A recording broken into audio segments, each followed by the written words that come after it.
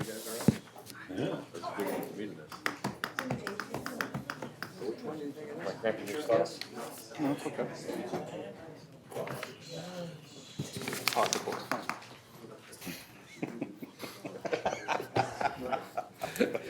I come back from the bathroom one day, lose. Out of my purse. We're all set, okay. Seeing at 7:15, we'll call the meeting to order for East Haddam Planning and Zoning Commission for September 24th. Could I have attendance, please? Curry Brownell, Here. James Curtin. Here. Kevin Matthews, absent. Harvey Thomas. Here. Bernard Gillis. Here. Louis Salakup, absent. Ed Gubbins. Here. Richard Pettinelli. Here. Jose. Here. Okay, we'll have Richard fill in for Louis and Joe for Kevin. Not that it really matters. Well, Okay. I'll just pick one. Minutes of our past meeting, which was September 10th. It was a long meeting. Didn't see anything, Jim? Anyone else? Seeing no, I will say we'll accept the minutes as they are. Bills? I didn't get any. No bills. No bills. Didn't have any last week either. So they're all coming. Okay, acknowledgement. Number 19-11, 99 Warner Road, Vincent Garofalo, agent, Scott Goodspeed, owner, special exception review for detached accessory structure. Assessors map 41, lot 77. Mr. Garofalo, which will own the property in a few weeks, has brought forward an application for a single-family home with an accessory apartment to attached garage, so it does require a special exception review. I have a site plan and building details, and it could be ready for the public hearing as required for October 22nd. Do I have a motion? So moved. Do I have a second? Second. All in favor? Aye. Any opposed? Okay, so that was October 22nd? 22nd. Okay. Okay, site plan review, 19-09 Wildwood Road. Lori, how do you pronounce the last name? Dworak. Thank you. You're I didn't wanna, That's okay. Dworak, people do it to my name all the time, so. Applicant Dolores Dworak, owner, site plan review for new single-family home is in an L zone. Assessors map 88, lot 207. I Okay. have 3 large copies to share. Throw it all the way down, sure. Yeah. I guess the three of us can share. And you two will share. Okay, where are we at, Jim?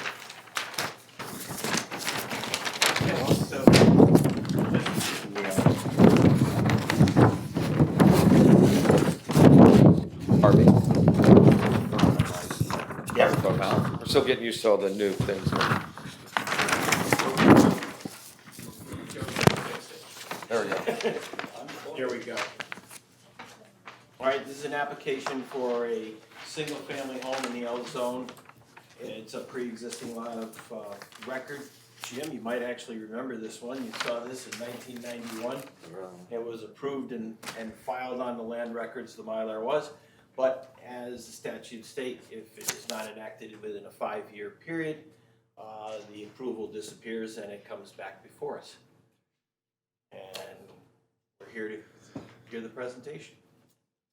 Good evening. For the record, my name is Jonathan Zurich. I'm a registered professional engineer with Megson, Kegel and Friends. Those your green cards? Civil engineers. Thank you. These are the certified mailings to the neighbor. Here tonight representing the applicant, Lori Dworak, who's also here with the owner of the property, her mother-in-law Dolores, her husband Frank, and we also have the architect and builder here tonight. The property is located at map 80, lot 207, Wildwood Road. As you look at the map here for you, Wildwood Road is on the left-hand side. north is straight up and down on the map. The lot is about 500 feet southerly of the intersection with Hayfield Road. The Lakeshore Drive is approximately 200 feet or so to the east, and then the lake is another 50 feet beyond that. The property is 0.34 acres, located in the Lake District. The lot slopes in a easterly direction towards the lake. As I said, Wildwood Road is on the westerly side. It's approximately 10% slope across the lot. The soils on the site are Canton Charlton soils, and the site is currently wooded. The proposal is to construct a single-family dwelling on the site. We performed soil testing with the health department this spring in April. We found suitable septic areas located in the southeasterly portion of the lot. That was the same area that was tested with the original approval from 1991. The test pit showed similar results to the original soil testing. Modeling ranged from 28 to 32 inches. And we dug test pits down around 7.5 feet deep, and we did not encounter any ledge. We also performed 2 perk tests on the site with a perk rate of 10 minutes per inch. Sanitarian has reviewed this latest revision of the plan, which is dated 9/20/19, which was last Friday. That was in response to some comments from the sanitarian on the previous plan. Those changes were to adjust our reserve area location. So the new plan shows an updated reserve area. That was really the only change from the ones that the people picked up in the audience. Other changes that we made throughout the initial submission were adjusting some of the abutters, which were incorrect on the initial plan. We've updated them with the current abutters and addresses, and also show the house, septic, and well locations of the adjacent property owners. The proposal's for a 3-bedroom house with a total area at the drip line, so that's including the roof overhang, of 1,480 square feet. That's 9.9% of the total lot area. The maximum allowed by zoning is 10%.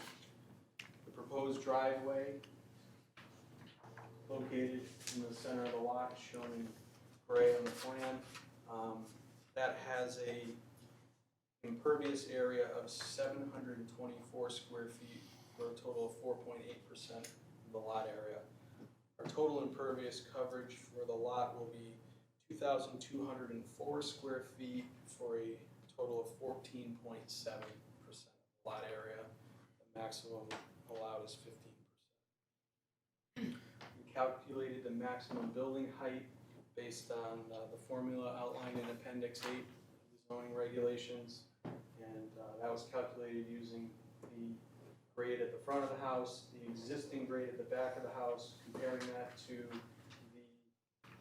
the average of those 2 grades, and then comparing that to the average of the peak and the eaves, and it is 22.4 feet, which is within the maximum allowed of 24 feet. The roof drains will be connected to a dry well, stone dry well located in the northeasterly corner of the property. That will accept and infiltrate the roof runoff. The parking area in front of the garage, it will have a drive-under garage into the basement level in this location here. And in front of that will be a parking area that will be impervious pavers. Footing drains will also be connected to the dry well. Silt fence and sediment barriers will be placed down gradient of all the lot activity. There's a stockpile area shown on the plan with sediment barriers down gradient of that. Also sediment barriers down gradient for the proposed well location. Construction entrance will be installed at the proposed driveway location for access to Wildwood Road. The applicant, as I said, and architect are here. They'll be able to answer any questions. I also calculated the volume of material that would be brought onto the site based on this, and based on the proposed contours, it'll be about 470 cubic yards of compacted granular fill, 15 cubic yards of septic sand, 8 cubic yards of crushed stone for the back around area of the driveway, and another 2.5 cubic yards or so of the pervious pavers. Constructed in this location. Happy to answer any questions that you might have. Do you have any correspondence? The only correspondence I have from this file is from the Chatham Health District, which they collaborated back and forth quite a bit before this final plan was done. And it's from Don Mitchell for the proposed house for map 80, lot 207 Wildwood Road. The date September 24th, 2019. I have reviewed the house plans and plot plan for the aforementioned property and find it to be suitable for an on-site well and septic system as proposed.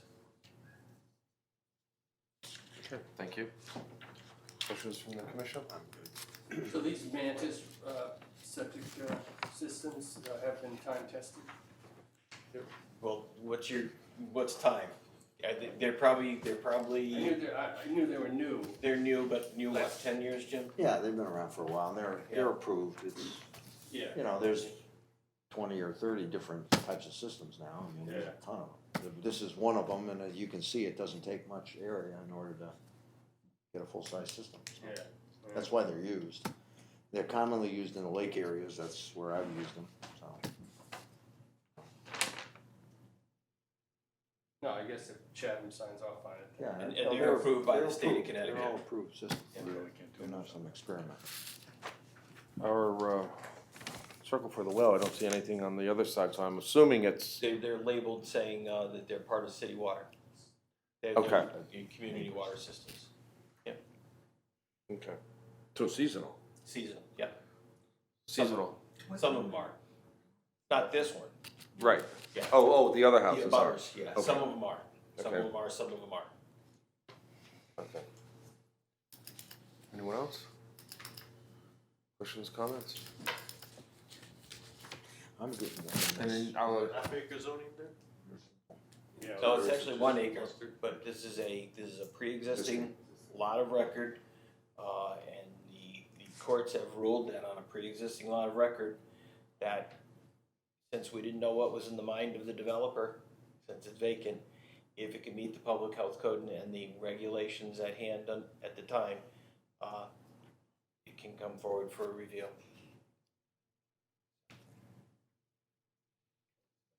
The retaining wall to the east of the property, is that retaining on our property side and then drops? That retaining wall is basically, it's pressure treated railroad tie retaining wall, it's 2 ties high. Oh, okay. The So there's no- land actually drops back down on the backside slightly. It's more of like a barrier wall, it's not really There's retaining much earth. no drainage behind it, interfering with your septic, okay.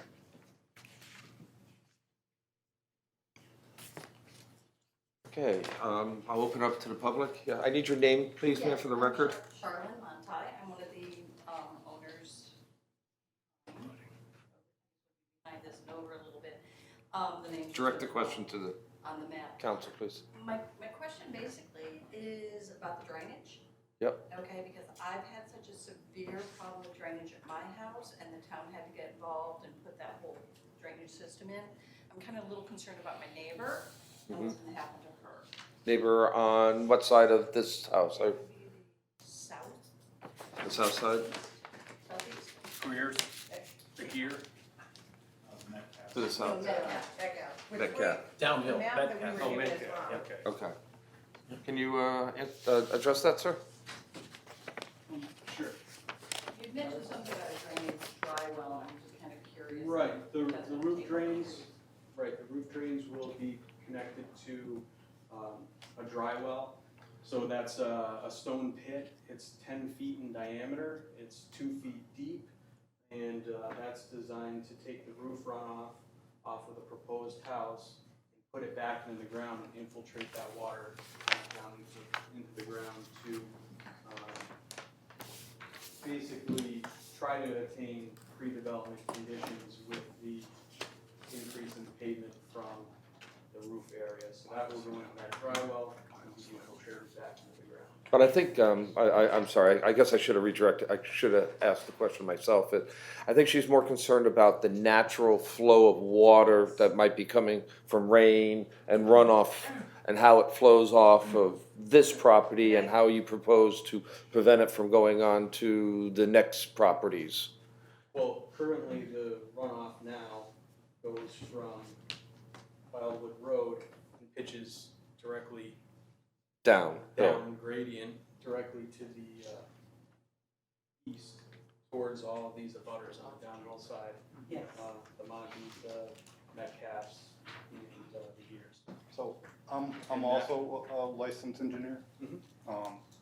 Have you done a Delta Q, pre to post? You take credit for the roof, but you're changing from a forest to Right. one, it's a slight increase. It would be a slight increase. We have not done that according to the regulations. It states that anything over 5,000 square feet of impervious area, you have to attenuate any peak flows. We're only at 2,204 or whatever, so we're well under that 5,000 square foot threshold. In deference to the neighbors who may have flooding or runoff issues, would the applicant be adverse to some type of bioswale or something to capture it before it gets over the property line? Really just kind of rating. I don't think you would be opposed to a bioswale down gradient. We basically have, so here's our reserve area and our primary area. We would have to be 25 feet laterally from those septic areas. So we could, between the dry well that we show here and the dry well that we show in the northeast corner, we could create a bioswale in that area. Would you be willing to do that? Sure. It'll well, they can't do the whole backyard, but it'll attenuate the difference of runoff between grass and a forest. It's not a very big difference, but Jim, can you explain what the town did in terms of drainage along Wildwood? Well, there's some piping that runs to the property to the north, if you look at that map. So this, Is that a catch basin that? this is the map from the original 1991 approval. And at that time, the town drainage pipe across Wildwood discharged to a swale, which just worked its way back to the existing catch basins in the back of what was Werdebrack, is now Monty's property. Yeah. So the town improved that situation. They put a plunge pool in at the end of the existing cross culvert, and then they piped everything down and tied it in. So there doesn't have the open swale condition that was there previously. And I'm guessing that was to help address the town's pipe that was discharging in the backyard. Yes, ma'am. The main reason for that was because we were having a flooded basement all the time, and we had already put in a 3-foot deep wall had been done, 3 foot high, 3 feet down into the ground, all the way across the property, and that hadn't really corrected the problem whatsoever, and that was still roof behind us. So that's why we got together with the town to do all this water. So it has been fixed since then? Okay, So just a little concerned for my neighbor. okay, thank you. Any other questions? Yes, ma'am? I'm the neighbor. Okay, and your name is? I'm Marty Bernardi. Thank you. But I'm Betty Metcalf's daughter, who is the one of record. Okay, I have a letter from her, who can't be here because she's in the hospital. okay, She says, I'm Elizabeth G. Metcalf, owner of the abutting property, 179 Lakeshore Drive, directly downhill between the lake and the Dworak property. I'm seriously concerned about this proposed plan because we had so many problems when we built in 1984. At that time, Sam Pescatella was the town sanitarian and building inspector. As we observed the runoff from the Dworak lot, which has so much water, we were advised by our engineer to put a berm across the back of our lot to direct the flow and install a catch basin and drain to carry the water to the large catch basin on Lakeshore Drive. In addition, a swale was made. Our neighbor at that time, Fred Warback, would not permit us to further direct the runoff to his drain line, which runs between our property and what is now the Monti's property. There's quite a good deal of standing water after heavy rain on Dorick's land area with these provisions. I am much concerned that with trees removed and much of the lot covered by the house, there will be problems with drainage, and we could end up with a wet basement and very possibly a problem with the septic system, which has been operating flawlessly and upon pump outs pronounced healthy.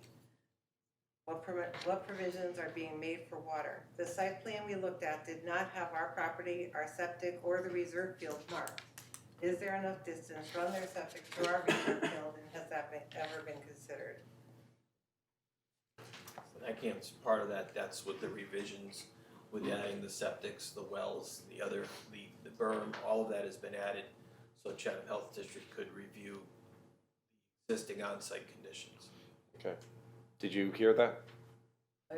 All of the other wells, septics, the berm, all of that has been added from the plan that you saw, previously, so that's been added to it. So that when Chatham did review the septic system proposed area, it does comply with separation distances that are required. And we are now gonna require them to put in, what, Grassy swale. a grassy swale at the property line to, Swale. a bioswale, to address the other runoff coming through their property. Is that gonna be enough to keep water out of our basement? Has water been kept out of your basement with the forest Well, there? we've been okay so far, but there's also all woods back there, and Correct. trees and everything else, and you're talking about getting rid of all those. And, We can only go by what the engineers, yeah, you think that would be enough, Rich? It's hard to say, just looking at it from here, yeah, I know. I know. Yeah, we're not- I'm not the, Wait, when does my professional opinion? no, I mean, Okay, should we, now we're counting on it. I mean, they're not adding any water, The- it's just being yeah, redirected. the to difference different stations and not adding. between woods is, woods is like 0.2, right, on the rational, 0.2 to 0.4? Yeah. And grass is 0.3, so it falls in the same range. The plan as presented, is addressing the roof runoff with the roof drains and dry wells. So this is something similar to what I would do. The roof drain is just buried, or does the roof drain dry well, it's just buried, or are you planning, would you be open to putting like a yard drain on that to capture, because you're directing a swale right towards it? And Yeah, if it goes over that, it goes off your property. Right, I'm not opposed to putting a catch basin. So I would put a beehive on that, that Right. way it doesn't get clogged. Yeah, we can certainly do that. We can put a hollow beehive Yeah, structure. with Nioplast or grate something on like top. that would work. Now, that dry well was what, 2 feet deep or something? Yeah, we didn't do test pits over here because we were concentrated here for the septic, but all these test pits were in keeping with the other testing that was done previously. And they had the same thing, which was modeling generally around 32 inches. So we didn't want to go too deep in the ground because there are times when you could have seasonal high groundwater. So that's why we went with a structure that was only 2 feet deep. Certainly a hollow structure with stone around it has more capacity. The grade on top will get more water back into the ground and address the neighbor's concerns. I think the other thing about having it here in this northeast corner is if you do get a 100-year storm and this thing does fill up, there is the town drainage system which goes down through. It will be caught in these 3 adjacent catch basins in very close proximity and brought out to Lakeshore Drive. What is there, stone there? I see on this other plan, it looks like there was stone between there and that catch basin from the town. Is that what's shown there? What is that? It looks like stone or something, I don't know what that is. Where are you looking? Just below the dry well and upgrading of that last catch basin that the town has. Over here, Yeah, is that, yeah, the town has a plunge pool up in this area. okay, cause that swale, where is it expected to overflow? There? Well, no, No. down here. There's 3 catch basins, all on the Montes property. But the swale that you're talking about putting in along the property line, We would put a new swale that would, basically go from our roof drain dry well. Yep. To our footing drain dry well. okay, And create a rain garden bioswale depression in that area to keep more of the water on our site trap it. and trap it. But where would the overflow be? That's the, The overflow would go into Right this at that dry well basin. here and then. over okay, top then of the other overflow, basin. but when everything overflows, where is the outlet? It goes down between. Okay, right there where those the catch Montes and basins, the Metcalfes. now it's an open catch basin, like a swale style, Mhm. double throated, is that what that's, is that what this is? It's, What is it's a style? regular CL basin. It's a- Actually, it may even have a top on it. Yeah, it's got a curve, somebody put a regular catch basin there. So that water could overflow and get into the town system is what I'm saying, when it Correct. does overflow. Correct. Okay. That kind of already does that. It I does don't know, that does now, it? right. Oh, it does do There's a that? depression there now. Oh, okay. Okay, thank you. Yes, sir. I'm George Gear, I own property on the other side. On the other side. Mm-hmm. One time, sorry. That's okay. So I appreciate all of the additional things you do to put in, to capture any type of runoff that there may be. Just say that they all of a sudden start getting water into the basement after the place is built. What kind of recourse do they have if they have some sort of Probably nothing. It's, here's the difficult part. All of these lots are very small. They were, designed in the 1940s and 50s. But they were all approved for some sort of building if they can meet the minimum standards. And the reality is that this is, it's a lot of record. It met the criteria from the health district. You don't write regulations that says everything's gonna be perfect forever, because you can't. And what I wanted to, preface this is that, last September, we had a 350-year storm occurrence. There's no guarantees what the future lies and what's gonna happen. And the way that is set up right now, you're talking about modeling at 32 inches. I can guarantee you downhill from that, there's modeling at 32 inches in all those houses. Yet those houses probably have half basements or full basements, which means at times in the year, that basement is sitting in water, the whole wraparound. And they're gonna age and they're gonna crack, and that's gonna be a reason also that water's gonna go in. So there can be no guarantees. If they don't do what was planned and they built something that was twice the size, or they paved paradise, then you'd come back to us and say they didn't do what they were supposed to, and we'd have them rip it out.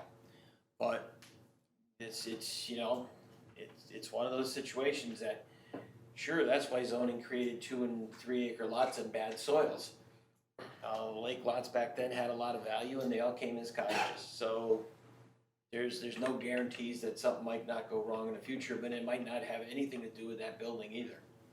So it's just like drilling wells. We always get that question. What happens if something goes wrong with my well? There is no protections in the state of Connecticut for it, because it's residential and residential and residential. If it was some kind of commercial activity, there might be some protections. Not the answer everybody wanted to hear. Yes. My name is Lisa Hober. I live on Wildwood. I am not an abutting neighbor. My perspective is not from engineering concerns, but I can tell you that I walk down the street most every day for the last 15 years.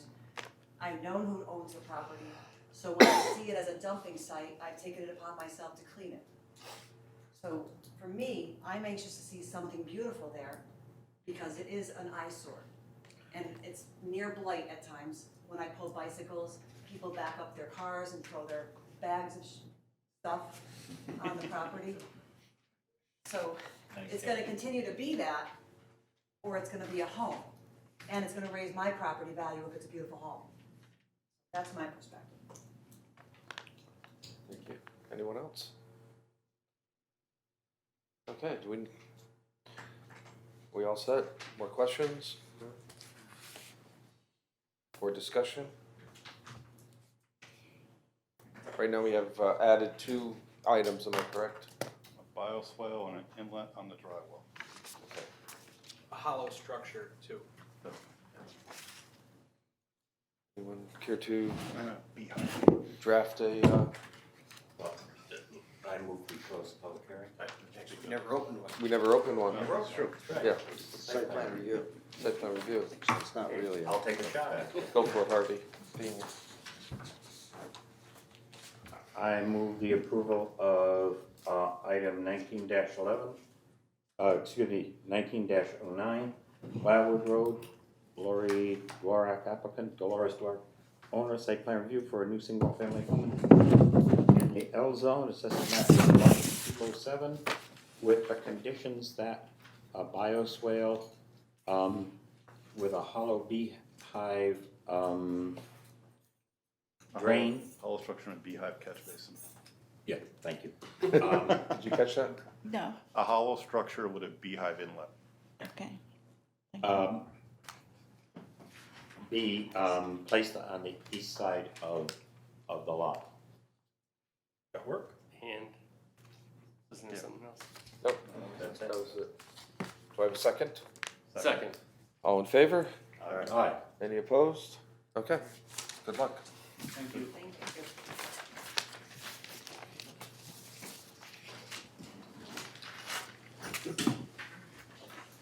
7.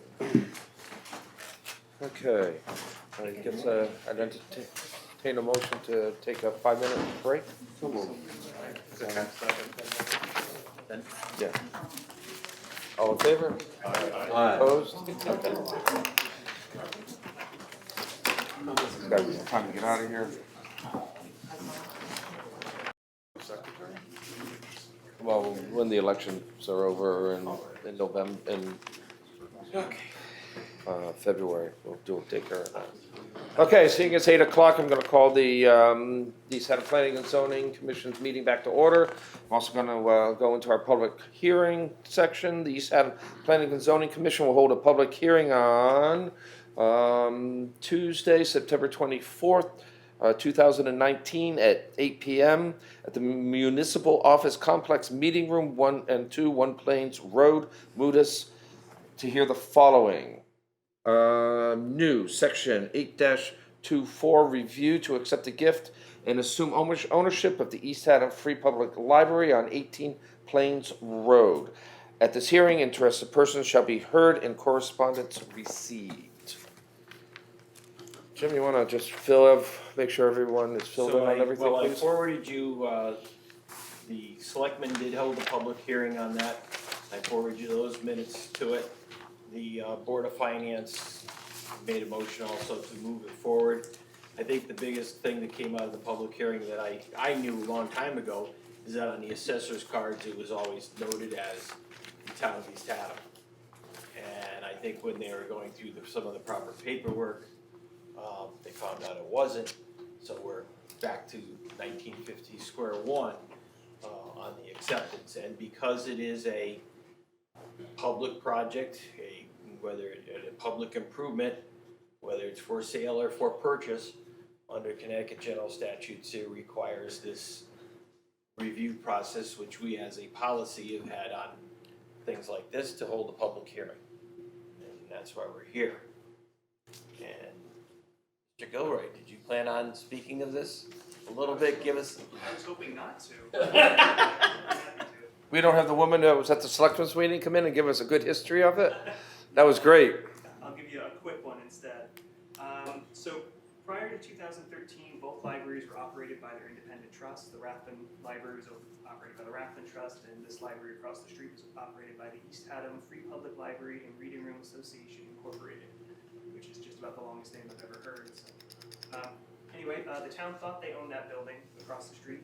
They knew they didn't own the Rathbuns, so the town was providing the majority of the funding for both buildings, and they decided it made more sense to bring them under town ownership, bring them under town operations, and kind of streamline everything so that it cut down on costs and, it was a better library system for our patrons, our citizens.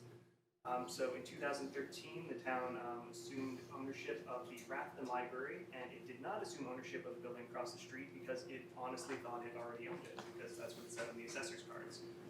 So the library system was formed with only one library owned by the town. And now the Reading Room Association, which owns the building, has cleared all the legal obstacles to formally hand it over to the town, and that's where we are. It's the quick version. Okay, that's fine, thank you. Questions, comments? Harvey? Yeah, two things, I think. The, as I understand the intent of the Connecticut statute 8-24, it's primarily to ensure that acquisitions, disposals of property in the name of the town are consistent with the plan of conservation and development. And as I understand the plan of conservation and development that we recently adopted, under the section that has to do with public, whatever you want to call them, amenities or whatever, culture, that an improved library system would fall in there fairly neatly. The second thing that I can report is that the Board of Finance did move to request that the selectmen move this forward for a town meeting. But in a second motion, also, in a separate motion, requested that the Board of Selectmen establish a library building study committee to begin looking at what needs are we gonna have, 5-10 years from now, and the library board of directors has already done a little work in this direction, but to form a formal selectmen endorsed building study committee to begin thinking about bigger, better library than those two. Are they pulling people from any other boards, or are they gonna That would do? be the selectmen's choices to have it established. Thank you. I will open it to the public for questions and or comments. It is a public hearing.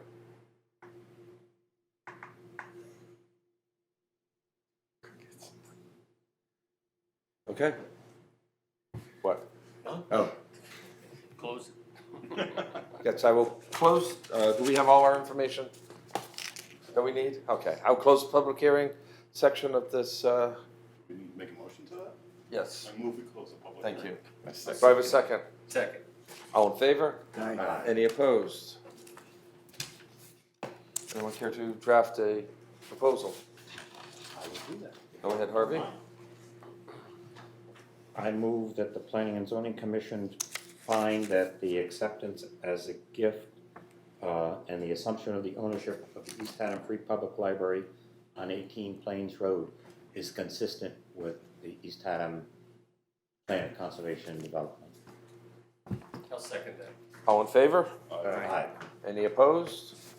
Okay, Done with us. on to the public hearing. For the town Town public meeting, hearing, right? Town meeting. I mean, the town meeting, yeah. Okay, discussion, plan of conservation development.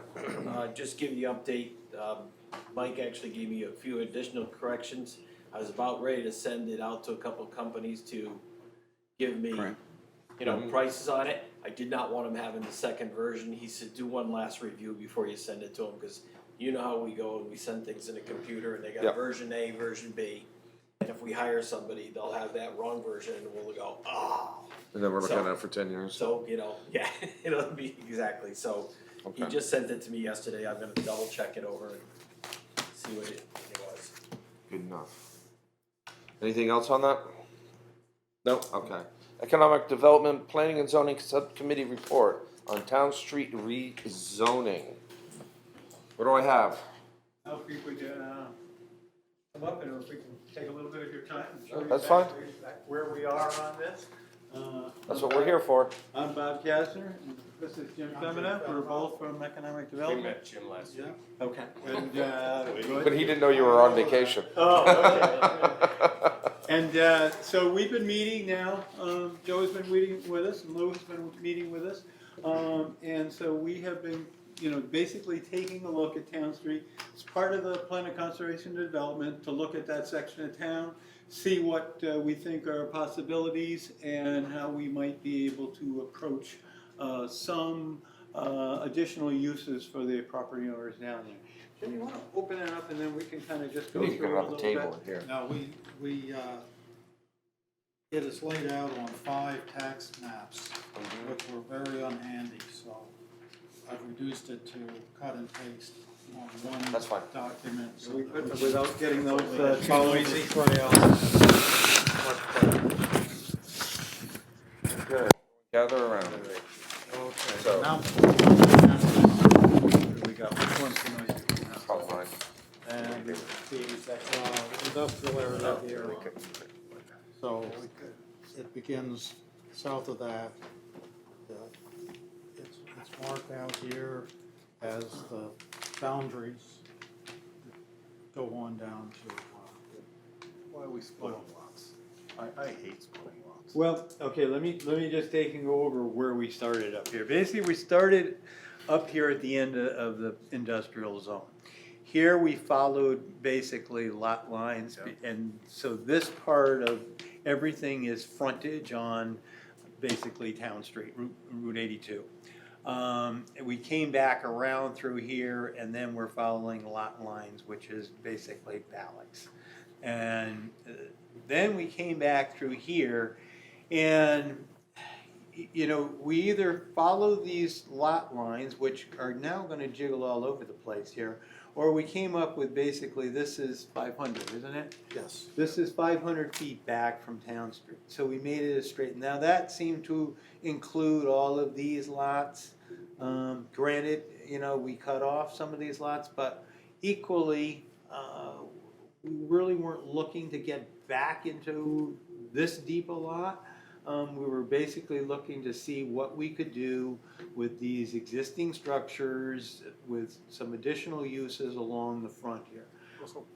So this one ends up with 2 zones on it. This one ends up with 2 zones on it. These I could see. I could do something with this. Yeah. I could And do something with this. it could just This as is easily go exactly. follow Bring it it. straight across and then connect it up here and then come down and across there. Because Yeah. again, I mean, what are we doing with that? I mean, basically, yeah, we're. It's just my Yeah. personal peeve. I Yeah, hate that. and don't worry, we talked about it around the table. And wondering whether we want a line that jiggles all over the place, or do we want a straight line? Basically, down in the other section, they're based on the 1,000 feet, 1,200 feet back, and they draw a line straight down. So we're kind of staying a little consistent. How far is Daniels Road? Or from Daniels Road is down quite a ways. It is down quite a Yeah. ways? Okay.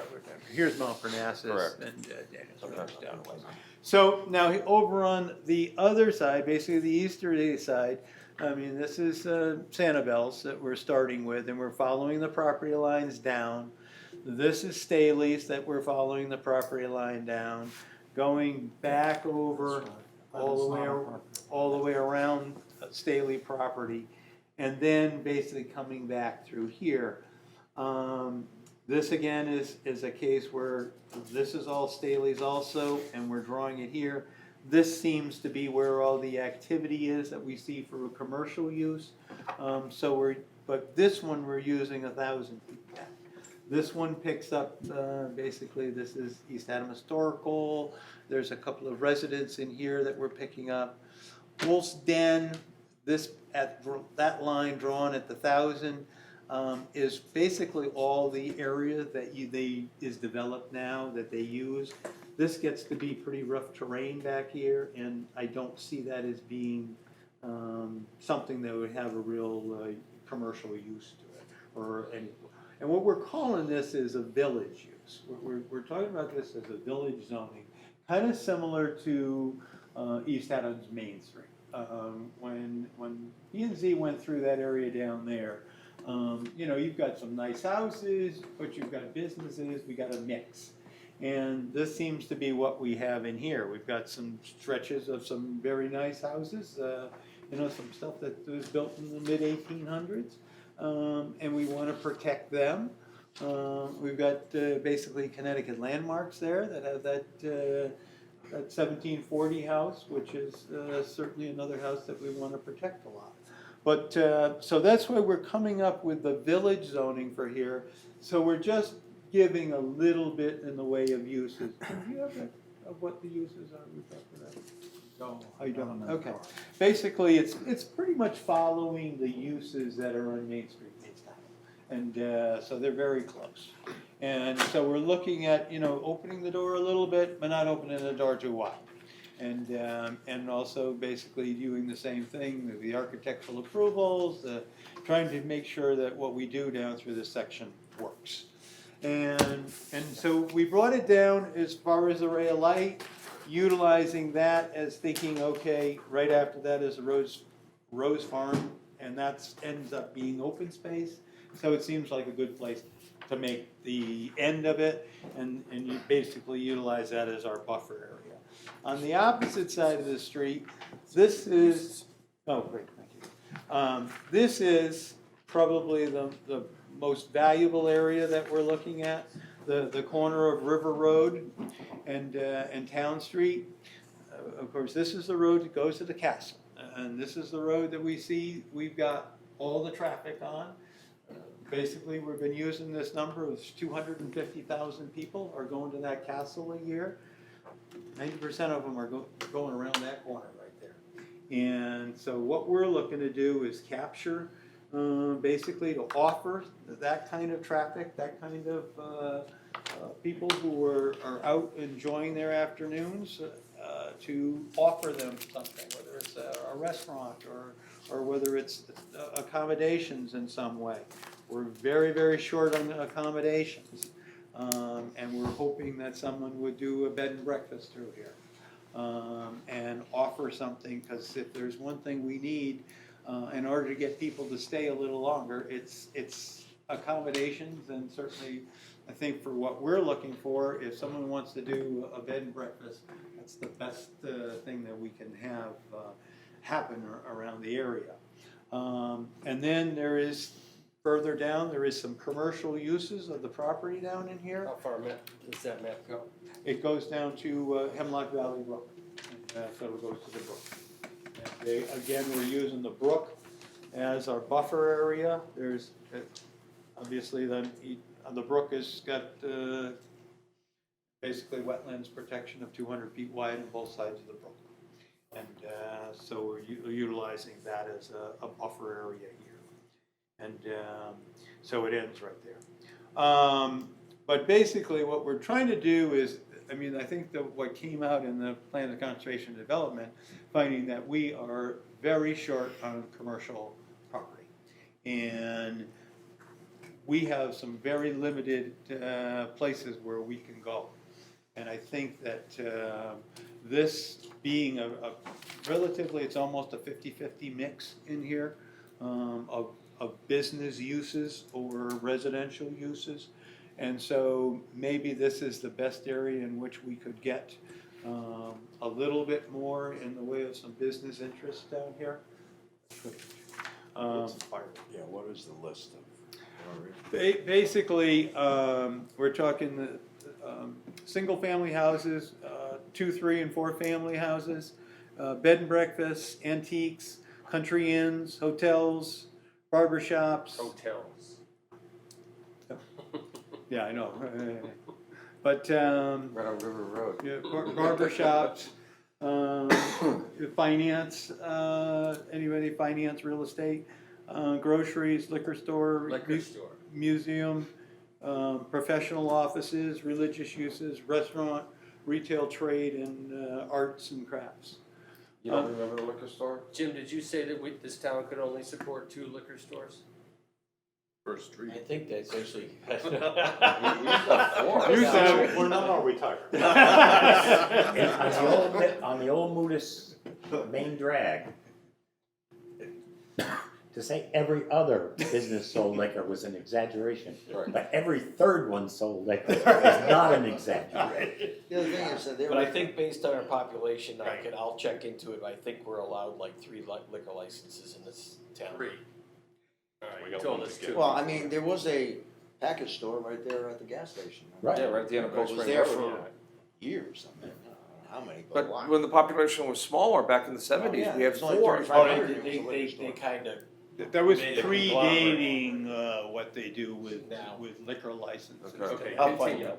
And, yeah, so basically, we've kept the list of allowable uses, I would say, fairly tight. Just finish after liquor store, what is it, museum? Okay, then museums, professional offices, religious uses, restaurants, retail trade, and studios and art uses. So what we're looking for is just, number one, update you as to where the committee is. Number two, to give you a little idea as to what we're kind of thinking, and to get a little input from the board as to whether we're going in the right direction. Is it more than you think we should be doing? Is it less than we should be doing? Should we be? Does that list of uses match the village? I mean, is that the same list of The, uses? the use in the village has different levels. The Main Street basically from, I don't know, I guess it was from about, where is the boundary line between those two uses? So you've got the center, which is the Goodspeed Opera House, the town piece right there. Right. That's the highest, greatest, that is Opera House, that's hotel, Restaurant, that sort of hotel. stuff, restaurant.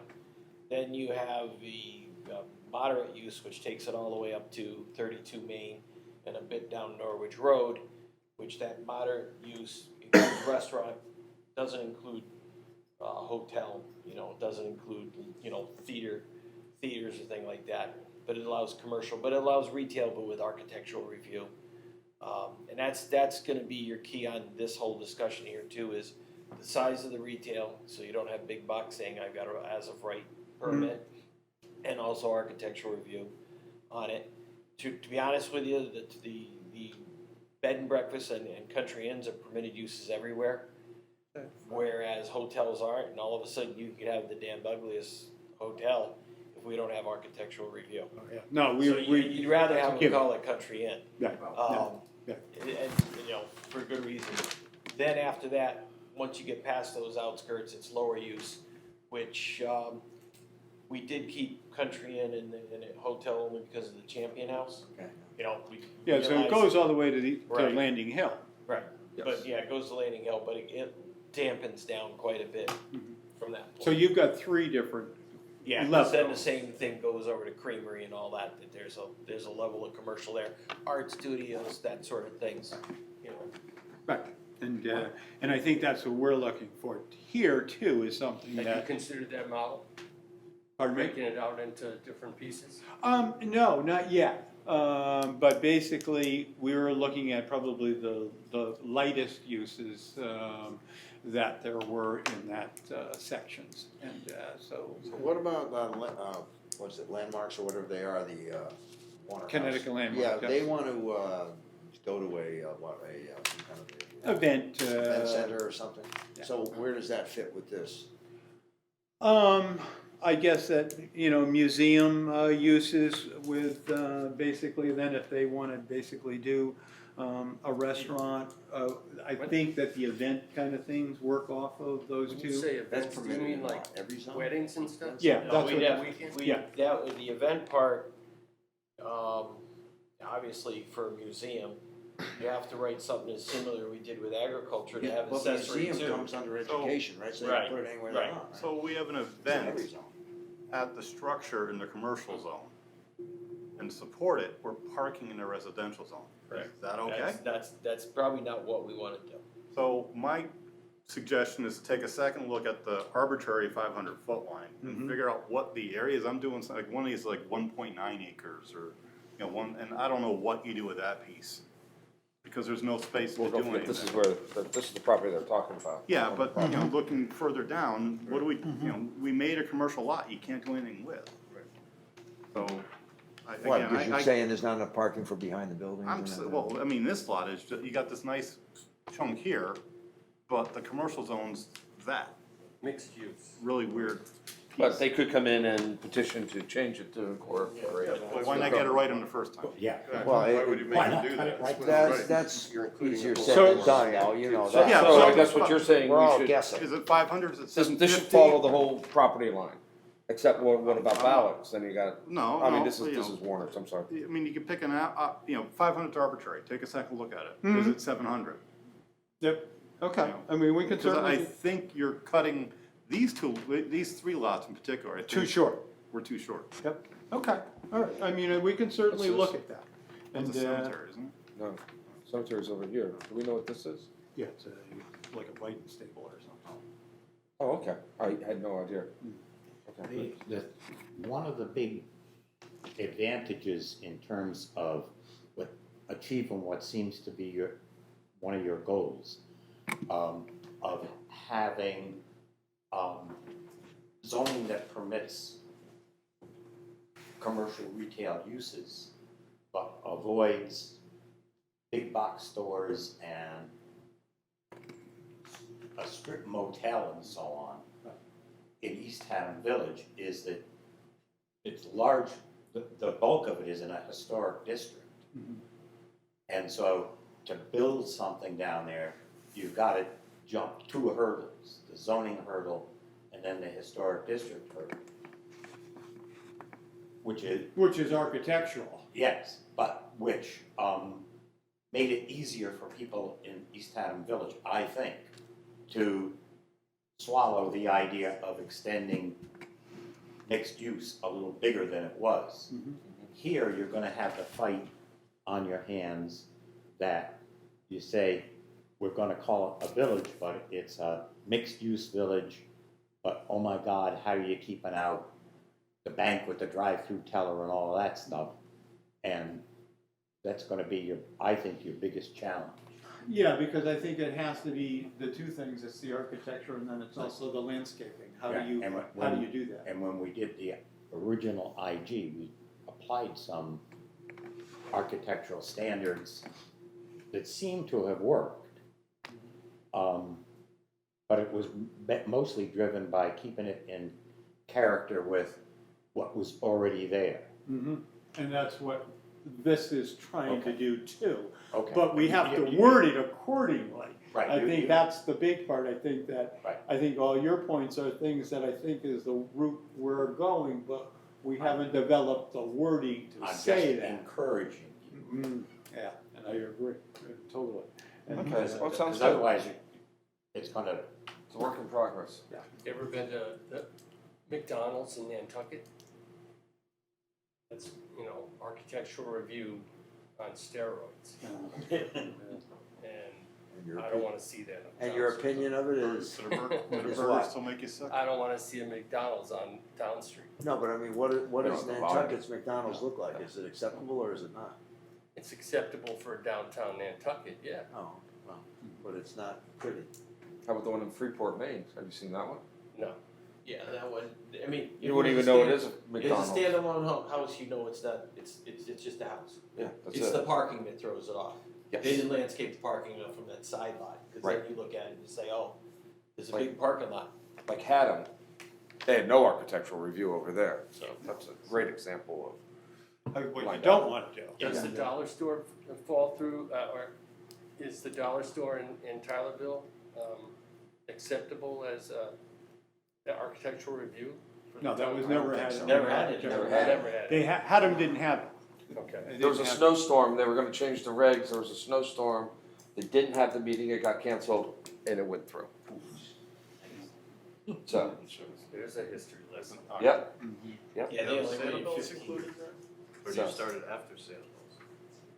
Because you said it starts at. No, Sanibel's is already in It's already the in the commercial IG. zone, that's in the IG zone, that's IG 2, and, right now, so that's where it starts, and then it starts up from there. And, well, it looks good so far.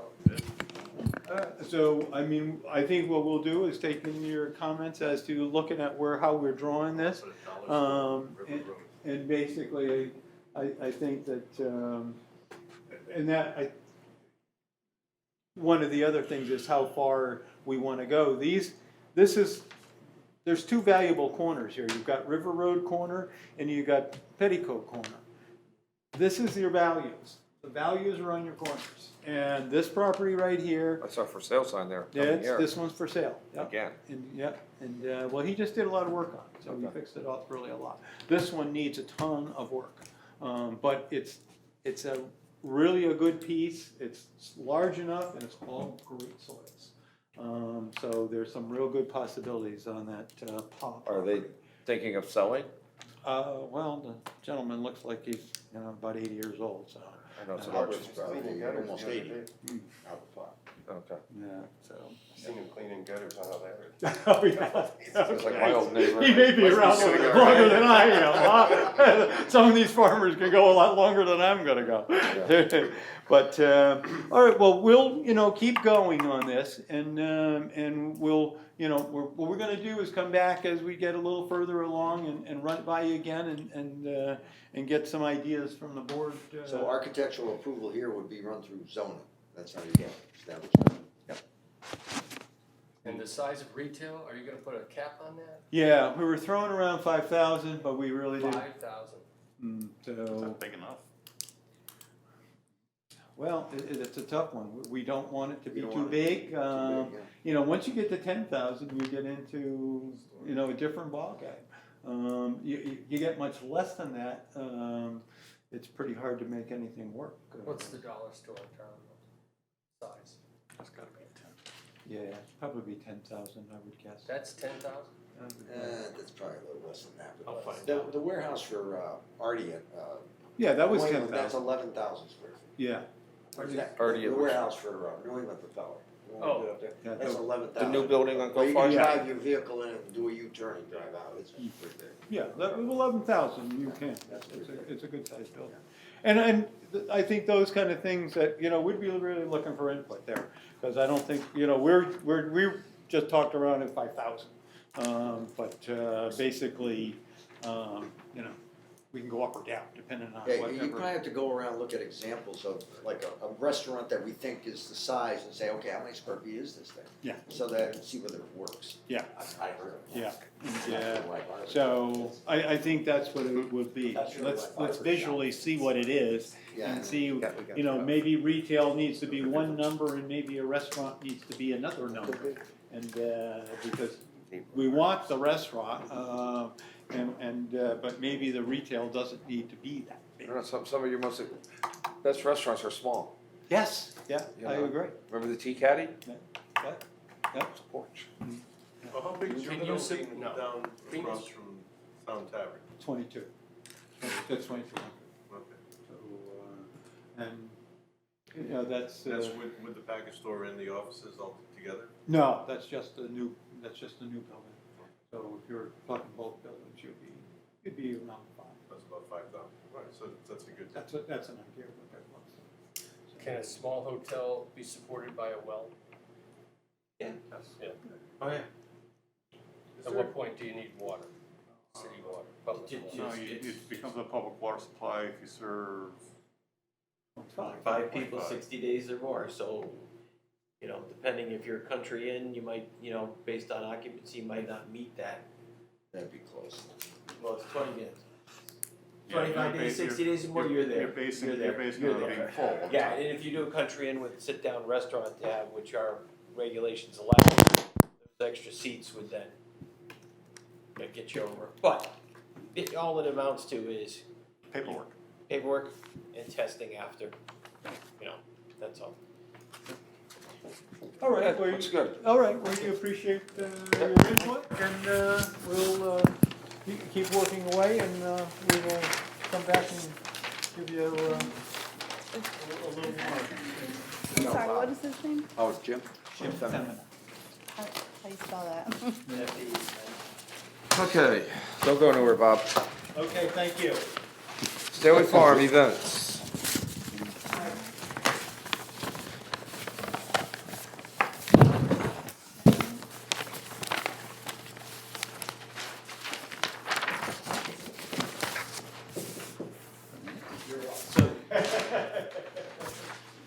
We've scheduled a public hearing for this on October 8th. I have not withdrawn that. Okay. Um, So we're gonna go with it? Yeah, we're going with it still. And there's two things. One is there's a request that we get a temporary approval from the commission so that I can go sign his liquor permit tomorrow morning, to go forward with everything that's on the sheet that's for the Cider Fest, which is November 9th. It's the same narrative we read last meeting, 11 to 4 p.m. The reason this came to, in front of the commission again so soon was, some of the participants were concerned that the planning and zoning wouldn't agree to have it. They were getting nervous and wanted to move to another site. Am I correct, Kevin? So, I was approached by EDC, over the weekend, and they asked if we might be able to meet and see if we can give them a temporary approval before the public hearing so that the venues don't go anywhere else and we don't lose the business. And I said, I think the commission would listen.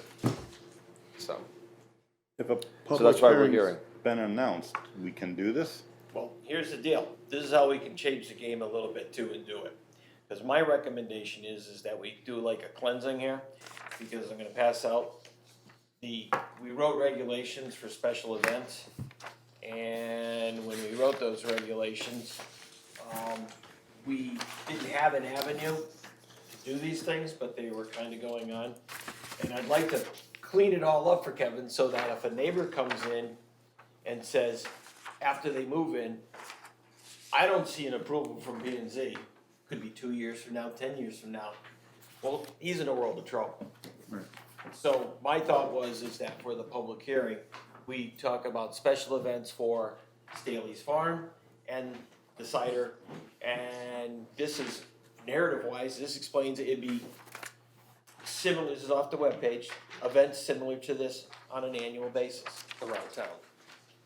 No, for Just his for- property, just just like we did for the farm on Smith Road, Yeah. like we did for the neighbors when, what was a bike thing that we did years Yeah, ago for- for Bike thing for Wolf's Den? wolves. Yeah, I don't think they have it anymore, do No, they? we did I it for the haven't seen it. Jazz Fest, Yep. we did it as a cleansing under special exception.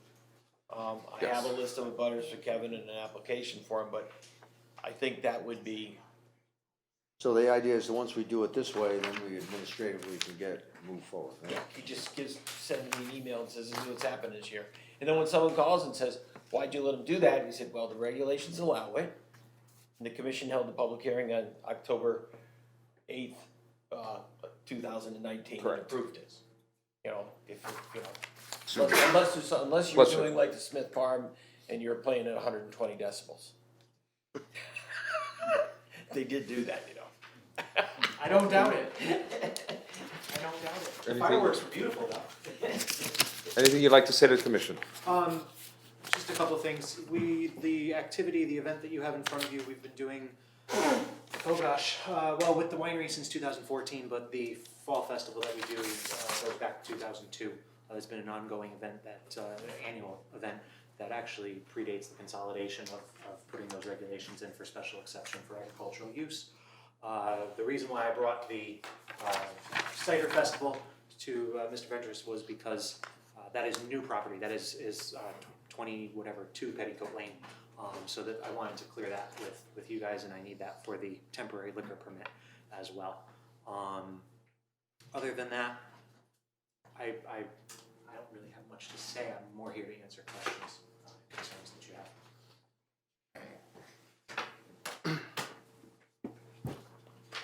Well, I do have one question, but not to him. I was wondering when they're gonna put in that crosswalk sign, because coming over that hill, I mean, it jumps right on you, crossing the road. I have spoken to Beth twice now. She said signs are in. They're working on getting it painted. Okay. I'm not sure. I mean, that was all coordinated. Beth asked that we allow the town to do that. So we had spoken to her previous to getting our CO. They repaved that, as you know, it's pretty, Yeah. speed. Yeah. at a Yeah, pretty tell me good about clip it. Going Yeah. towards that. Absolutely. Alright, and I'll bump an email to ask her where it is on the schedule and let her know that there's an event coming up. In regards to the cider festival, if it was just me coordinating, I would have worked with you guys a little bit more on that. I would have given you more advance notice, but it's not just me. I'm working with 2 other cideries to coordinate this, and so I don't have the control that I'm used to having on that, flexibility that comes. Are they with still okay now? that. Yes. They are? Yes, yeah, they're meeting, I have the year, they're meeting tonight, but they're still on board, they're assuming that the temporary permit, would come through for that. Okay, so, see, if the commission is willing, what do you need from us? Just consensus to let me sign the liquor permit for the one-day event. How does the commission feel? And then we'll pull them in. How do we word that? You don't even have to, is there a consensus on it? Yeah, I think so. I'm okay. I mean, cause I'm it'll, so confused how we're doing this and not telegraphing the public hearing. I want to. no, I wanna have the cider thing go on, I think So it's a the great reality thing. is- But it seems that we're telegraphing the public hearing that, well, we're gonna approve this because. well, we're also telegraphing the public hearing to go through all of the events to make sure that we've, it's just, I'll tell you what this is just like. This is just like the wedding venue in Portland, where for all those years, they thought they had approval to operate, and they didn't. And then someone looked at it and said, well, wait a minute, you fall under XYZ regulation, let's clean this up, and they did. So we're doing the same thing. So if I'm concerned about the traffic on Petticoat Lane and at the Cider Festival and Yeah. the pedestrians crossing that road, and I want somebody, a crossing guard to be there, that's not to bring up at this meeting. That'd be the public hearing. Yeah, because we have time before the big Yeah, festival's yeah. in Before the event November. takes place. So we'll talk about that at the public hearing. Those are the specifics about it. Yeah. Because the cider festival isn't until November 9th. Yeah. A month after our, Right, correct. but So- we just need to get the ducks in the order and everything rolling so that they all know that it's gonna go ahead. Yeah, So Basically, we still are gonna go all through this before it Right, happens. and basically this is allowing me to sign the liquor permit. And that's The it. state I didn't mean to just- yell as in it your just ear. Doesn't mean the public's gonna accept it either. Right, is it just in case it is approved?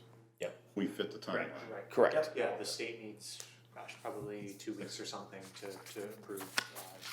Which I don't think any of us really knew. You guys might have, but we didn't know I at the didn't time. realize that the liquor permit, I thought that was already in place, but because it's So- across the street, they go, oh, now you need a liquor permit. So, Yeah, any type of, because it's, because we're having outside vendors, we're having other, individuals who manufacture alcohol, we have to apply for a special permit. okay. Yeah. I thought that they carried their own permit and they could travel. If it was just our own stuff, You could have. it would have been fine. Yeah. Yep. So we're not setting the precedent that anybody can come in and say, hey, listen, I'm having a party, this is what I'm gonna do. No, Especially you. Great. no, this is just the permission so that we can sign sign for the liquor permit, but we still have to approve the whole thing. We're not setting the precedent. We could refuse it down the road, which I doubt we would, but you know what I'm saying. Right. Just, that will hammer out all the safety and everything at that point. Given the experiences that we had with our neighbors on the other side of the street who have since, thankfully moved on, I kind of have a little bit of forewarning about what some of the concerns may be. The crosswalk, the police officer, whatever it may be, crossing guard is absolutely a valid concern. I don't know if Mr. Ventures mentioned, but like the arrangement of the food trucks with the music, I actually set those up so that it would provide a buffer for the other neighbors on this particular piece of property for the cider festival. We only have one neighbor and forest. We're the other neighbors on every side, and the individual, Mr. Guin, is actually part of the reason why he purchased his house is because he wanted to live next to our cider barn. So we don't anticipate any trouble with that. Okay. Very good. You You got any questions, give me a call. He said no, he said, I just needed the It has to go consensus. to the state, yeah. Yeah. Okay. For the police officer. CEO report. Okay. So, we got some cleaning to do. Because creating regulations is like making sausage at times. This is probably more my fault than anything else. We just went through and kind of made it available for accessory dwellings to build more than the minimum requirement that we had. Yeah. So if you look at number 1, where I got a bracket accessory dwelling unit with no more than 1 or 2 bedrooms that is constructed attached to or part of an existing family dwelling or a customary accessory building will require no additional acreage. Then you go down to 2, an accessory dwelling unit, 1 or 2 bedrooms to be constructed as a detached building will require an additional 1/2 acre. we worked on one, we never slid down and looked at two. So, can't have a contradiction of regulation. So what are we dropping there? Dropping the additional 1/2 acre, cause we talked Why? about this up above, and what I'll have to do is schedule a public hearing with it, but. So that entire Oh, sentence wait, goes? what am I missing? It isn't, I'm sorry, isn't one attached and two detached? No. No, cause, Attached or detached, it says up here, right? Where, yeah, we one. took out the attached or oh, detached. attached or detached, so that's, Yep, so whether it's just customary accessory dwelling, will require no additional acreage as long as a lot meets the minimum area for the district in which the lot is located. And So what are you doing with two? Just getting So rid of two- reality is you don't need two anymore. Even the minimum square footage of habitable space for detached is 300 square feet, and the maximum square footage of habitable space is 700. We won't need that, right? So that's that second sentence. Yeah, So that could be two, but the first sentence is struck. About the 1/2 acre above the required minimum for the district in which the lot is located, right? So that one goes, but the minimum square footage of habitable space for well, I detached. guess the question comes down to it, because this talks about customary thing is the minimum of look above and says the no more square footage than the primary structure's first floor habitable space.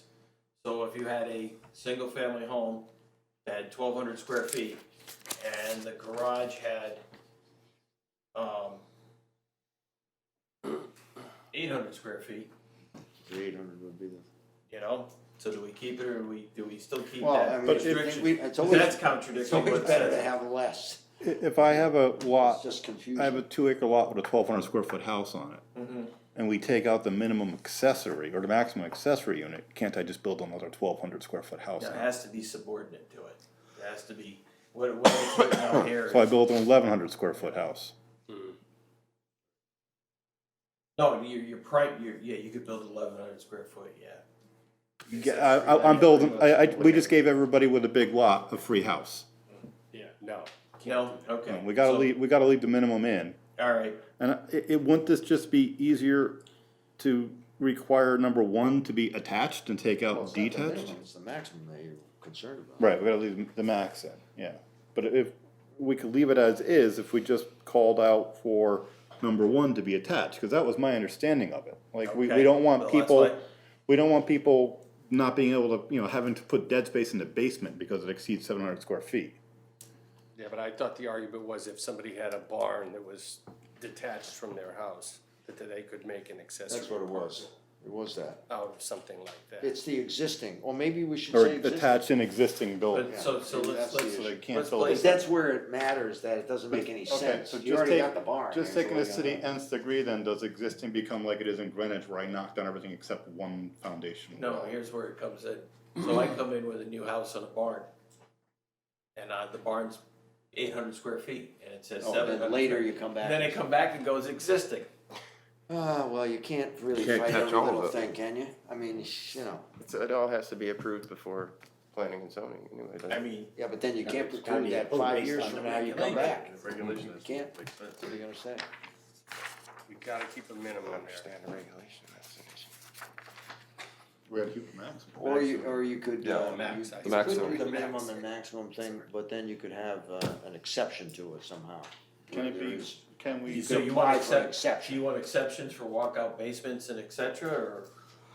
Is that what that says? Well, that's what we kind of used as a model when we talked about number one. So to avoid I built an 800 square foot barn, wait 2 years and call it existing, can we make attach or existing building as the enactment of this regulation? Let me But the check. chance that people are bothering to plot for 2 years down the road to build a barn so they can have the extra square footage is probably. You've come on, you've dealt with more developers than that. Yeah, I'm not saying Of course that they person are. isn't out there, but there's not many of them. You wanna ask Bob if he would do that? I do, absolutely. Well, I already have it, so. Your barn was built in 1800, so what the hell? Oh, yeah, well, mine, yeah, I'm all set. No, I'm just saying, I mean, that somebody's gonna plot to do that, pretty rare. Yeah, but Yeah. it takes one, I mean, to- it's- it takes one to do it for everybody to go, ooh, look at I me know, go. but you know what I mean, you just can't write regulations that are perfect, there's no. No, but if we tie it to, the enactment of this regulation, So it let cuts me off see about future the- Let doing me see it. about the legality of that, I'll ask that question and I'll craft this a couple different ways. Yeah, so we can gotta- just come back a la and look at carte. it again. All right. Meanwhile, Okay. gives us a chance I to- just wanted you to be aware of it, that, they're contradictory, yeah. so And we didn't Didn't catch we it. send this to our attorneys before? Yeah, we did, yeah, that's okay, everybody made mistakes in this one. We gotta Actually, money. he kinda confused it by getting rid of the detached, he goes, I don't understand what that sentence says. And by doing that, that all of a sudden messed up too. Number 3 is, then, that's all detached. So, As Yeah. a detached, right? Yeah, cause that goes 700 feet, yeah, Cause that's detached, and we yeah, talked that's about detached also. Right. So we need to read this again and Read kinda- it, yeah. think about Okay. it. Here's my second. Cause then you're saying you need Excuse to me, we still cleaning double up? the acreage. Huh? We still cleaning up? No, this isn't a cleanup. This is one that, when the screaming starts, I just wanted, So, for decades, accessory units have been subordinate or customarily incidental to, lower than the, just like we talked about customary here, accessory unit. And typically, people come in with these very big barns that are not agricultural, so they're garages. But in this case, I've got one where the proposed house footprint is just under 2,500 square feet. And the proposed barn with the diagram on the back, which is all metal, the diagram on the back is 3,900 square feet. And my gut reaction is, what part of what I told you before that it had to be accessory?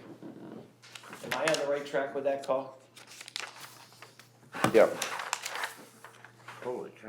So go over that one more time, Jim, so So- that we get clear. So the definition of an accessory structure. Yeah, but he's got a house what? No, he doesn't have nothing yet, this is the best part. So He this has is a all plan. brand new site, Brand new site, he has a proposed house that's gonna be 2478 square feet. okay, and then he's footprint. proposing a barn of 3,905? So it's more than 1.5 times bigger.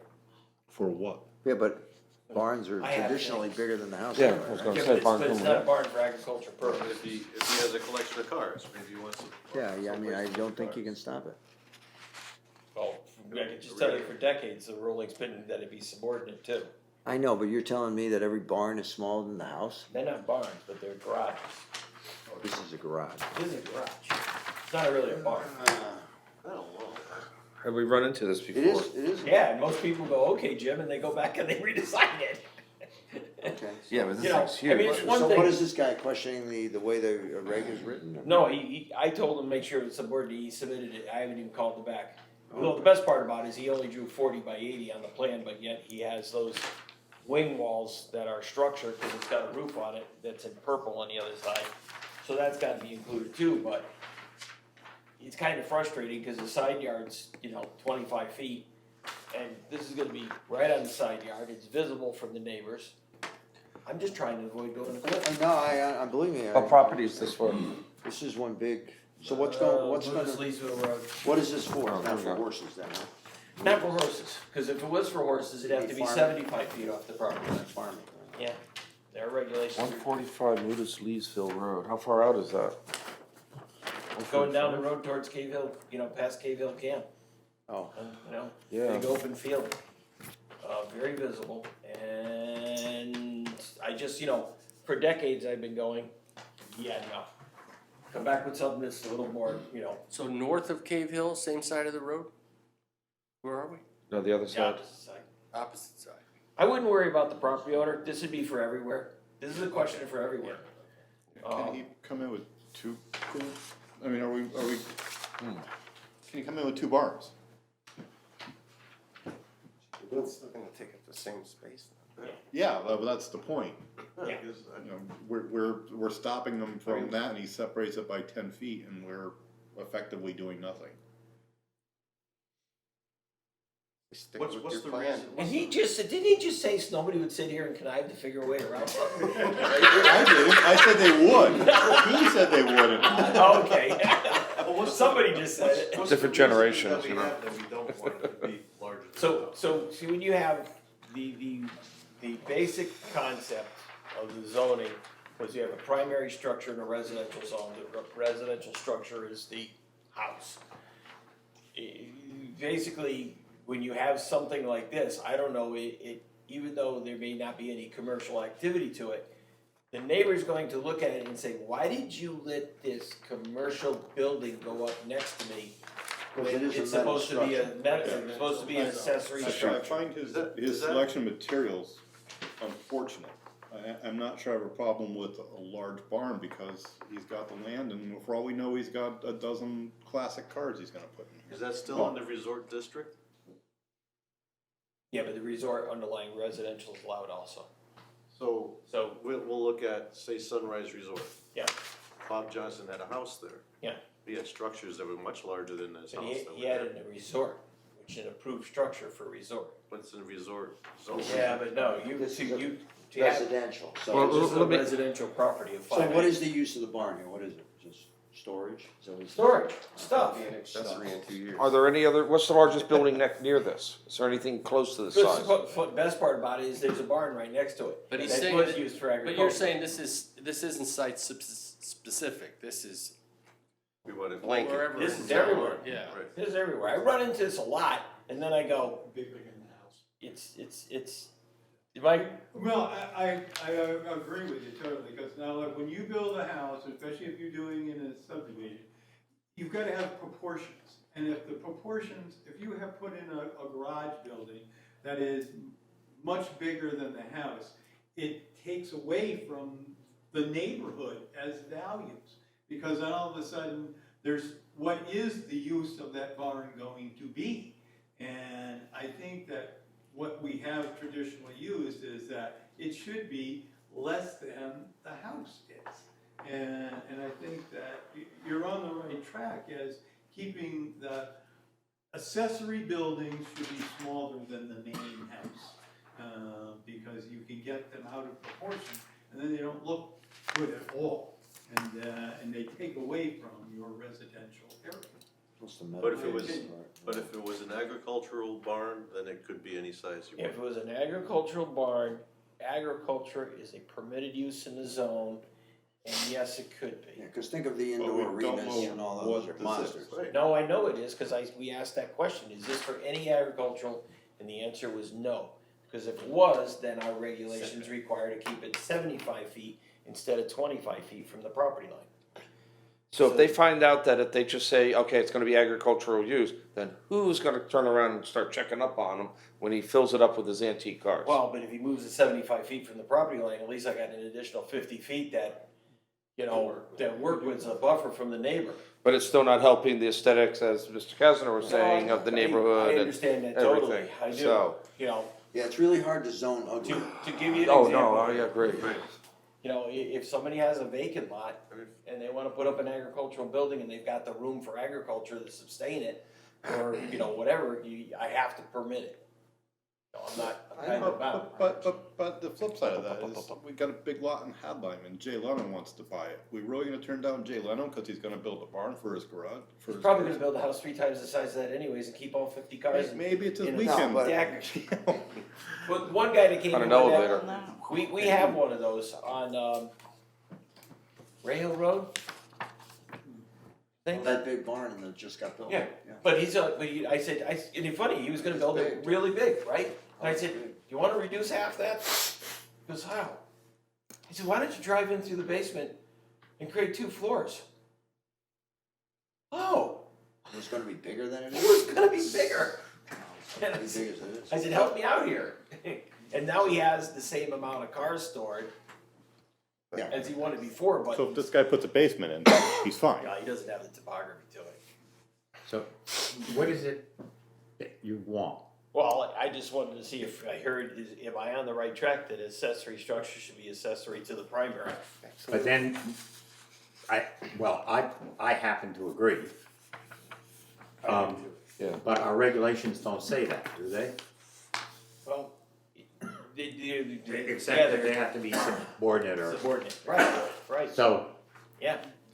not that I'm gonna be around to have to worry about this in a couple of months, but what would be the problem if when you were defining an accessory, you said the accessory building except, well, barns aren't really accessories anyway, but accessory buildings can be no more than, pick a percentage, 85% of the primary residence, 92%, 75? Yeah, I would say 75, right. right? And then you got a leg to stand on, and you could, right?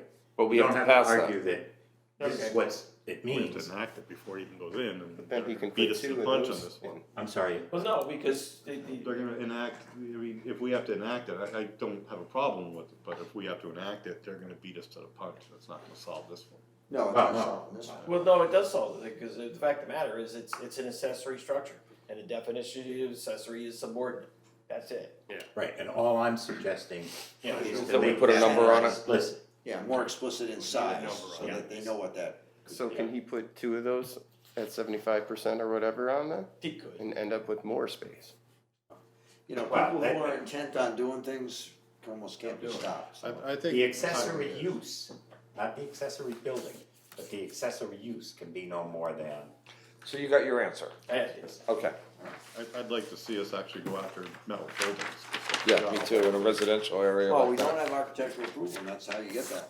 I mean, we don't have that. Maybe we need to look at that. The Anything last else? thing I have, last thing is I got a letter from a resident who was very upset at me for telling him that he couldn't store a trailer on his property. He slightly, it wasn't stored, they were using it on a seasonal property. Type of trailer are we talking about? Yeah, it was a camper. Camper, okay. So he spent time, which I didn't give everybody the full version, but he spent time taking pictures and all that, and he had a list of them, and I'll be darned, I'm sending out some letters. Because he really spent some time. How big was the camper? He says small. He used to have a small one, and then his son-in-law bought a big one, and that's how it became visible, because it was big. 24 foot, you know? Yeah. Yeah. All set up, wide, electrical, everything else. So our ordinance from the 1950s says no, so he's correct on some, he was incorrect on others, because they were part of storage in a single-family home. So I'm gonna write the letters, and I'll give him a phone call and say thank you, and we'll go from there. And all these other people, you should say, so-and-so referred this case to me. Nah, that's quite all right, I don't have to do Let that. everybody in town be him. So, is he living in the camper? His son-in-law was. So that's the difference. That's the difference. And so were a few of these. You can't go and put out a deck underneath it and say it's temporary storage and have the electricity hooked up and the awning out for, and I waited a little bit. I give them a week or two for the benefit of doubt that they may be airing it out because they've been on vacation and they want it to dry. Yeah, no. So I'll give them all a phone call, knock on the door, leave a So card. he's got this list and you're gonna take his list? I've already drove around, looked at it. Lakeside, Dan? Okay. It's fine. It's fine. So. So it's in the area. It's in the, he drove around the reservoir and all, yeah. He even mentioned one on Main Street, well, the one on Main Street is a single family home, you can keep a trailer at a single family home. But he did rightfully, 4 or 5 of them pick out that they're residing in them. So, Okay, we'll take care of it. So Yep. we thank him for his service. yes. Tell him to get out of the trailer. Deputize. I don't think his neighbors are gonna, or those people are gonna like him. There are names for that, but we won't go there. Okay, anything else, Jim? That's it. Anything else anyone needs to discuss at this point? Okay. How about cleaning up signs? I saw that in the last, meeting. All the temps? Yeah. Probably should do We go after the election. Yeah, after the election, it's messy. What, the, political signs will be going up, 1st of October? Actually, I saw one tonight. I think out for Blues. So after after the election, we'll address it. All the ones that are left? There's gonna be a million temps, so let's get through that part and then. Yeah. Okay. Entertain There are a motion lot to of temps out there though. adjourn? I've been looking, oh my God, they're everywhere. Probably second? All in favor? Yeah. Any opposed? Okay.